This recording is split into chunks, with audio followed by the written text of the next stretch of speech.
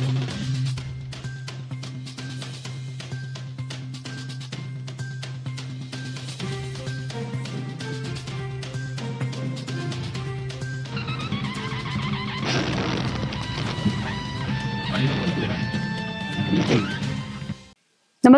आपण पाहता हिरकणी न्यूज.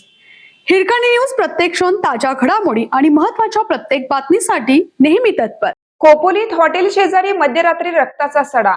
2 कामगारांच्या भांडणात रिकाम्या गाळ्यात नक्की काय घडलं?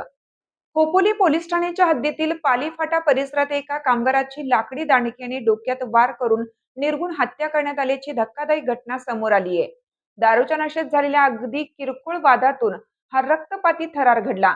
या घटनेची माहिती मिळताच खोपोली पोलिसांनी तपासाची चक्रे वेगवान फिरवत अवघ्या काही तासातच आरोपीच्या मुसक्या आवळल्या आहेत.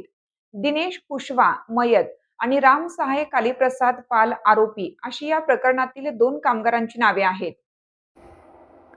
पोलीस सूत्रांकडून मिळालेल्या माहितीनुसार पालीफाटा येथील जेपी पॅलेस हॉटेलच्या बाजूला असलेल्या एका रिकाम्या गाळ्यात एक व्यक्ती रक्ताच्या थारोळ्यात पडली असल्याची माहिती खोपोली पोलिसांना मिळाली होती.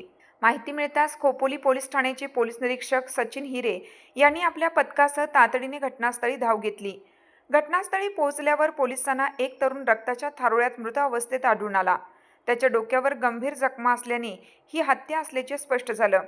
पोलीस निरीक्षक सचिन हिरे यांनी तात्काळ 3 वेगवेगळी पथके तयार करून आरोपीचा शोध सुरू केला.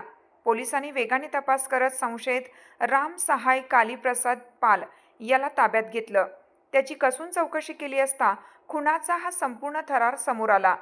मयत दिनेश कुशवा आणि आरोपी राम सहाय हे दोन्ही कामगार मध्यरात्री एकत्र दारू पीत बसले होते. दारूच्या नशेत त्यांच्यात एका किरकोळ कारणावरून कडाक्याचे भांडण झालं. या वादाच्या भरात आरोपी राम सहाय याने रागाच्या भरात लाकडी दांडका उचलला आणि दिनेशच्या डोक्यात एकामागून एक जोरदार वार केले. या जीवघेणी हल्ल्यानंतर दिनेश गंभीर जखमी होऊन जेपी पॅलेस समोरील रिकाम्या गाळ्यात कोसळला. रात्रभर प्रचंड रक्तस्राव झाल्यामुळे त्याचा जागीच तडफडून मृत्यू झाला. आरोपी राम सहाय याने पोलिसांसमोर आपला गुन्हा कबूल केला असून त्याच्यावर खोपोली पोलीस ठाण्यात खुनाचा गुन्हा दाखल करण्यात आला असून त्याला अटक करण्यात आली आहे, अशी माहिती खालापूरचे DYSP डॉक्टर विशाल नेहुल यांनी दिली आहे.